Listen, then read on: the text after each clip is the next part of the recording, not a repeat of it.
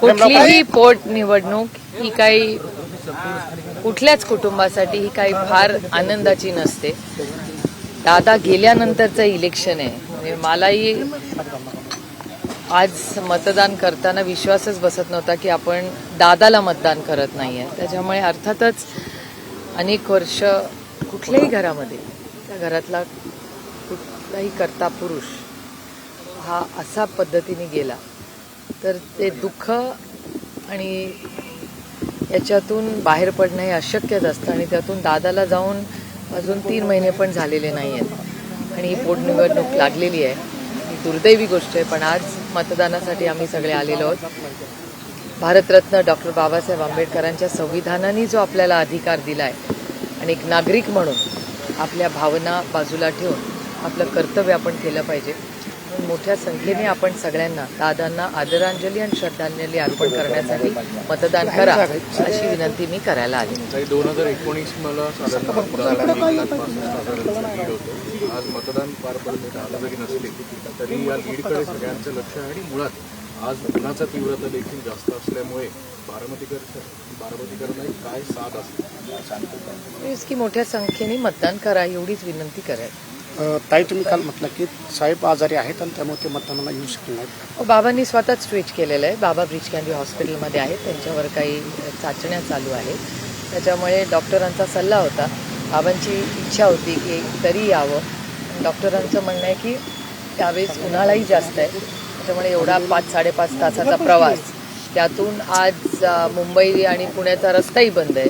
त्यामुळे मग हेलिकॉप्टरने यायचं का नाही ह्या बऱ्याच गोष्टी आम्ही केल्या. कारण का बाबांचा हट्ट होता की बाबांना मतदान करायचंच होतं. पण डॉक्टरच्या सल्ल्याप्रमाणे उन्हाळाही जास्त आहे. त्याच्यामुळे डॉक्टरांचं असं म्हणणं होतं की एवढी दगदग करू नये. त्याच्यामुळे त्या पद्धतीने आम्ही हा निर्णय घेतला. महिला आरक्षणाच्या संदर्भात महिला आरक्षणाच्या संदर्भात भाजपने मुंबईमध्ये आंदोलन करण्याचा प्रयत्न केला. परंतु आपण बघितले की एक लेडीने त्या ठिकाणी आवाज उठवला.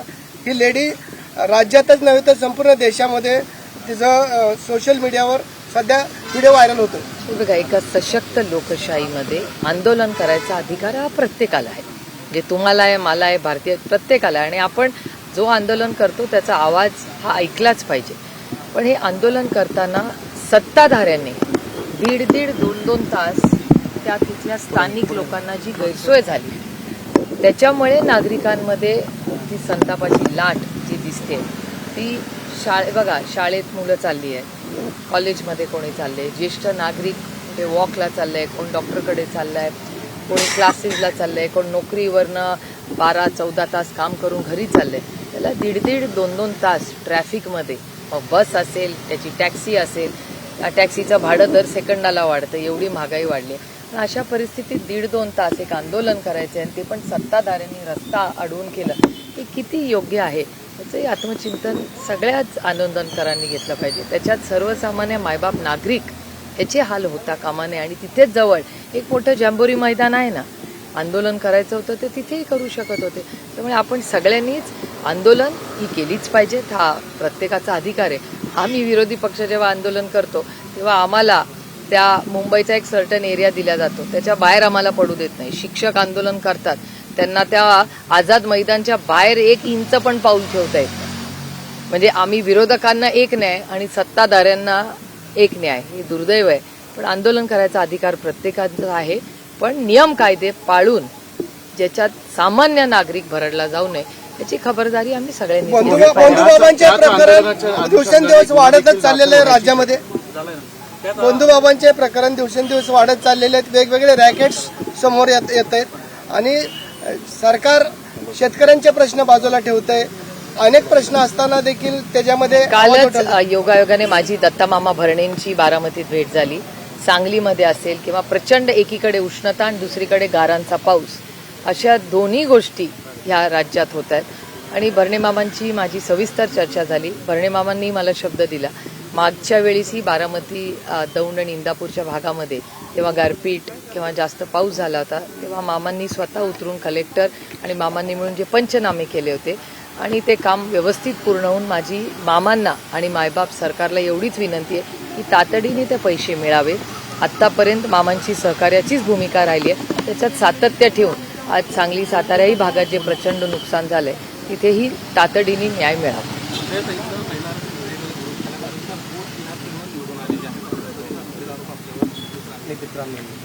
लोकशाही आहे, देखो बोलणे का अधिकार आहे. देवेंद्र फडणवीस यांची सभा बारामतीमध्ये झाली. खरं तर त्यांनी असं सांगितलं की जोपर्यंत अजित पवारांच्या अपघाताचं सत्य बाहेर येणार नाही तोपर्यंत आम्ही शांत बसणार. अर्थातच त्याचं मी मनापासून स्वागतच करीन, कारण रोहित पवार हे पहिल्या दिवसापासून ह्याचा पाठपुरावा करतायत. ॲक्सिडेंट का झाला, कसा झाला, या सगळ्या गोष्टीची अनेक लोकांच्या मनात प्रश्न आहेत आणि त्या प्रश्नाची उत्तरही मिळाली पाहिजेत. आणि ह्याच्यासाठी FIR करण्यासाठीही रोहितला 10 राज्यांमध्ये जावं लागलं. महाराष्ट्रात तर त्या न्याय मिळालाच नाही. दादा एवढा फक्त माझा भाऊ म्हणून नाही, पण ह्या राज्याचे उपमुख्यमंत्री असताना त्याचा ॲक्सिडेंटचा FIR करायला काँग्रेसच्या विचाराच्या कर्नाटका सरकारमध्ये रोहितला जावं लागलं, हे खरंच दुर्दैवी आहे. आणि ज्या पद्धतीने FIR झाला तो कर्नाटकात काँग्रेस पक्षाने केला आणि त्यानंतर तो इथे ट्रान्सफर झाला. दादा त्या सत्तेचा अविभाज्य भाग आणि महत्वाचा नेता असताना हे झालं, हे दुर्दैवी आहे. पण उशिरा का होईना महाराष्ट्र सरकार काहीतरी करतंय, ह्याचं मी मनापासून स्वागत करते. प्रकरणामध्ये रोहित पवारांना क्लीन चिट देण्यात आली. आपण बघितले की वारंवार चौकशी केली होती. ईडीने रोहित पवारांना क्लीन चिट दिली. सत्यमेव जयते. सत्य परेशान हो सकता है, पराजित नहीं. सातत्याने ह्या खोटे नाटे आरोप विरोधी पक्षांवर करायचे. मग 2 ऑप्शन, इधर त्रास द्यायचा, जेलमध्ये टाकायचं, नाही तर वॉशिंग मशीन आहेच. मुख्यमंत्र्यांनी मुख्यमंत्र्यांचं आव्हान स्वीकारलं होतं, मात्र भाजपचं असं म्हणणं आहे की बरोबरीचे नेते त्यांना अपेक्षित आहेत या चर्चेत. ठीक आहे, आम्ही साधी कार्यकर्ते आहोत. बारामती लोकसभा मतदारसंघाचा एक विश्वास आणि प्रेम म्हणून या देशाच्या सेवेसाठी आहोत. आता प्रत्येकाला काय वाटते, लोकशाहीमध्ये त्यांना अधिकार आहे. प्रधानमंत्री नरेंद्र मोदी यांचा दहशतवादी असा उल्लेख केल्यामुळे मल्लिकार्जुन खरगे यांना केंद्रीय निवडणूक आयोगानं नोटीस बजावली. 24 तासात खुलासा करण्याचे आदेश. माफी मागावं असं त्यांनी सांगितलं. आम्हाला काय आश्चर्य वाटत नाही, कारण का आमच्यावर, आमच्या मोठ्या नेत्यांवर अनेक आरोप प्रत्यारोप होत राहतात. नियम कायदे हे खरंच दुर्दैव आहे की समान नाही आहेत, असं सातत्याने माध्यमांमधून पण येतं आणि समाजात ह्या गोष्टींची चर्चा सारखी होत असते. त्याच्यामुळे अनेक लोकांच्या बोलण्यातून येतं की लोकशाही खरंच टिकली आहे का या देशात, का दडपशाहीच्या दिशेने आपला देश चाललाय, अशी एक भीती समाजात दबक्या आवाजात कानावर येते. 2029 मध्ये जय पवार हे देखील खासदारकी पदाचे उमेदवार असतील अशी चर्चा आहे आणि त्याबद्दल देखील आता अनेक टॉक्स जे आहेत त्या देखील सुरू झाल्या असतील. कशाच्या?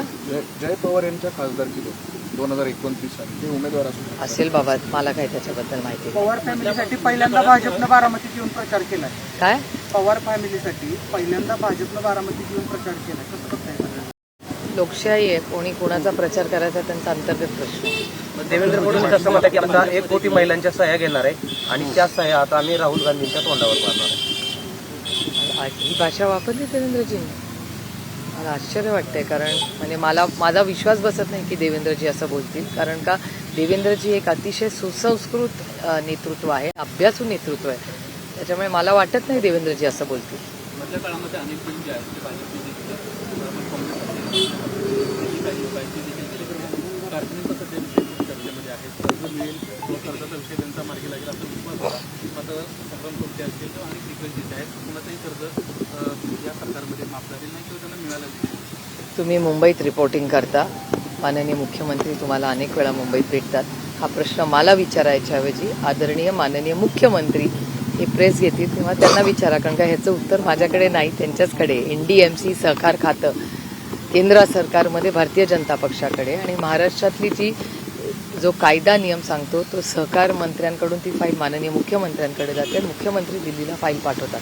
त्याच्यामुळे NDMCचं कर्ज हे कोणाला का नाही मिळालं ह्याचं उत्तर माझ्यापेक्षा जास्त हे माननीय देवेंद्रजीच सांगू शकतात. कोल्हापूरचे लेखक प्रशांत आंबी म्हणून आहेत, त्यांनी एक शिवाजी पूर्ण असं पुस्तक लिहिलं आणि त्यांना ते आता एक जीवे प्रकाशित झाले. त्यांना जीवे मारण्याची जी आहे ती धमकी आलेली. एका लेखकाला परत एकदा पुन्हा एकदा अशा धमक्यानं राज्यात ती का आली आहे, कोणी दिली आहे ह्याचा पारदर्शकपणे माहिती काढली पाहिजे.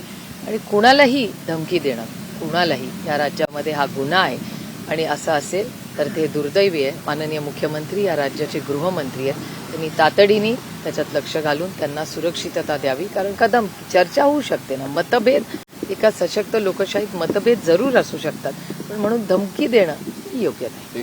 बीड जिल्हा कारागृहात खरं तर कराड गँगची दहशत असल्याचं समोर आलंय. सरपंच संतोष देशमुख यांच्या खून प्रकरणातील आरोपी सुदर्शन घुले यांनी एका आरोपीला बेदम मारहाण केल्याचं समोर आलंय. मला काही आश्चर्य वाटत नाही. मी अनेक वेळा ह्या दोन्ही केसेस, संतोष भाऊची केस असेल आणि महादेव मुंडेंची केस असेल, या दोन्ही केसेस मी स्वतः फॉलोअप घेते त्याचा, आणि सातत्याने ज्यांना अटक झाली आहे त्यांची जी दहशत आहे, ती सत्तेची मस्ती आहे त्या सगळ्यांची. आणि माझी विनंती आहे माननीय मुख्यमंत्र्यांना की अशी हे जे आहेत लोक महाराष्ट्रामध्ये, ही सगळी गुन्हेगारी मोडून काढण्याची नैतिक जबाबदारी ही या राज्याच्या गृहमंत्र्यावर आहे. पश्चिम बंगालमध्ये सुद्धा मतदान आहे आणि तिकडे देखील भाजप विरुद्ध तृणमूल असा अनेक दिवसांपासून असलेला संघर्ष. आज तामिळनाडू, वेस्ट बेंगॉल आणि महाराष्ट्रात मतदान होतंय. तामिळनाडूमध्ये आणि वेस्ट बेंगॉलमध्ये आमचे मित्रपक्ष ताकदीने लढत आहेत, आणि माझा विश्वास आहे वेस्ट बेंगॉल आणि DMK मध्ये हे इंडिया अलायन्सला नक्की यश मिळेल. दादांचं स्वप्न होतं मुख्यमंत्री होण्याचं, सुनेत्रा पवारांच्या माध्यमातून ते स्वप्न साकार होईल. आदिती तटकरेंचं मी स्टेटमेंट तुमच्याच चॅनलवर पाहिलं, आणि आदिती तटकरेंचं जे स्वप्न आहे ते पूर्ण व्हावं याच्यासाठी आमच्या सगळ्यांच्या मनापासून शुभेच्छा आहेत. आदिती तटकरे असं म्हणाल्या की सुनेत्रा वहिनींनी दादाचं जे स्वप्न होतं ते सुनेत्रा वहिनींनी मुख्यमंत्री म्हणून पूर्ण करावं. अर्थातच जर सुनेत्रा वहिनी मुख्यमंत्री झाल्या तर आम्हाला अभिमान आणि कौतुकाच आणि मनापासून आनंद होईल. सांगता सभेमध्ये तुम्ही असा उल्लेख केला की महाविकास आघाडी म्हणून आम्ही सुनेत्रा पवारांच्या पाठीशी खंबीरपणे उभा राहू. महाविकास आघाडी म्हणून येणाऱ्या कालावधीमध्ये महाविकास आघाडी म्हणून सुनेत्रा पवारांच्या पाठीशी तुम्ही ठामपणे उभा राहू. हो, 29 पर्यंत नक्कीच ना. प्रत्येक राज्यामध्ये आपण बघितलं की इलेक्शन आल्यानंतर लाडकी बहीण योजना असेल, आपण बघितले पश्चिम बंगालमध्ये देखील आता महिलांना 10,000 रुपये देण्यात आले. भविष्यात जर अशा पद्धतीने पैसे वाटले गेले तर लोकशाही टिकेल का, असं टिकेल का? हा मोठा प्रश्नच आहे, आणि आदरणीय प्रधानमंत्र्यांनीच रेवडीबद्दल अनेक वेळा माननीय प्रधानमंत्रीच बोललेले आहेत. त्यामुळे अर्थातच तुमच्या मनाची भावना आहे ती एका काळी माननीय प्रधानमंत्र्यांच्याही मनात होती, आणि माननीय प्रधानमंत्र्यांनी रेवडी हा शब्द वापरला होता आणि मोठी चर्चा त्याच्यात समाजात झाली होती. पण तुम्ही विचारलेला प्रश्न हा अनेक लोकांच्या मनात आहे, आणि मला असं वाटतं ह्याच्यावर एक मोठी चर्चा ही संसदेतही झाली पाहिजे, कारण का पुढची लोकशाही काय पद्धतीने, ज्याच्यासाठी या देशामध्ये लोकांनी आपल्याला आणि तुम्हाला आणि मला स्वातंत्र्य मिळावं ह्याच्यात उभं आयुष्य कष्ट केले, काही लोकांनी तर मोठे त्यागही केले. त्याच्यामुळे या परिस्थितीमध्ये आपल्याला लोकशाही टिकवण्यासाठी जे काय करायला लागेल आपण सगळ्यांनी केलं पाहिजे.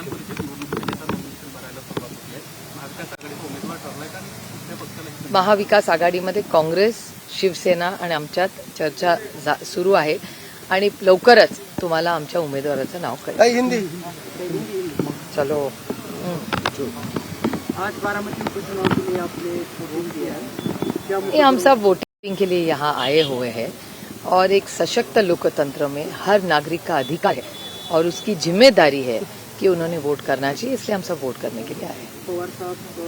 पवार साहब अस्पताल में उन पे कुछ टेस्ट हो रहे हैं, इसलिए डॉक्टर ने कहा कि इतना 5 घंटे लगते हैं गाड़ी से, हेलीकॉप्टर से भी आए तो 1.5 घंटा लगता है, तो डॉक्टर ने कहा कि ना चाहे तो ज़्यादा अच्छा होगा इतना ट्रैवलिंग करने के लिए, इसलिए वो नहीं आ पाए. और हमें सोचा नहीं था पहले कि 85+ के लिए घर पे आके वोटिंग या पोस्टल वोटिंग का प्लानिंग, लेकिन तो वो खुद आना चाहते थे, इसलिए वो आज यहाँ वोट नहीं कर रहे. अजित दादा के देहांत के बाद पहली बार चुनाव हो रहा है, आपने वोटिंग किया है, क्या भावना है? ये आपका दुख की भावना है. भाई गंवाया भैया मैंने, ये बहुत दुख की बात है. किसको अच्छा लगता है किसी भी बाई इलेक्शन में वोट करने के लिए? क्या विश्वास है कितने वोटों से? अच्छे वोटों से तो जीत के आएगी. और खड़ा कौन है सामने? हमने तो सबने पूरी ताकत से सपोर्ट किया, फाइट है ही नहीं ना कुछ.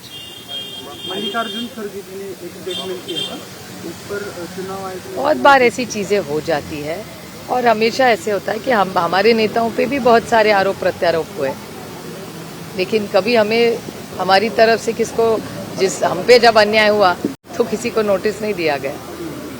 ईडी ने रोहित पवार को क्लीन चिट दी. वो तो क्लीन चिट मिलना ही था. सत्यमेव जयते.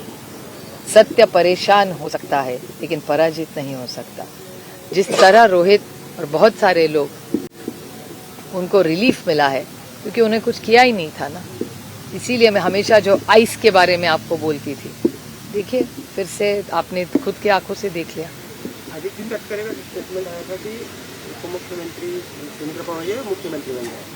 अदिति तटकरे जी ने जो स्टेटमेंट किया है, मैं तहे दिल से उसका स्वागत करती हूँ। सुनेत्रा अजीत पवार इस राज्य की मुख्यमंत्री बनेगी तो हम सबको बहुत बहुत अच्छा लगेगा। अदिति तटकरे जी ने जो स्टेटमेंट किया है, मैं उसका मन से स्वागत करती हूँ। थँक्यू. आले? चला.